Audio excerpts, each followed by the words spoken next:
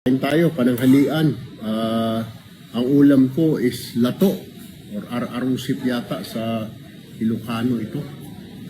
Pero sa amin sa Mindanao, sa Palawan, lato ang tawag dito.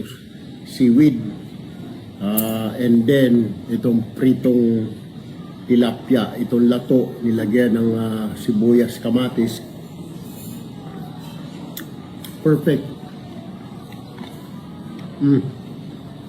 Tapos, ang ulam ko, itong fried tilapia.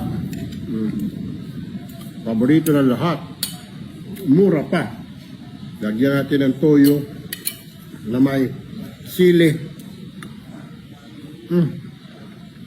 Walang tatalo.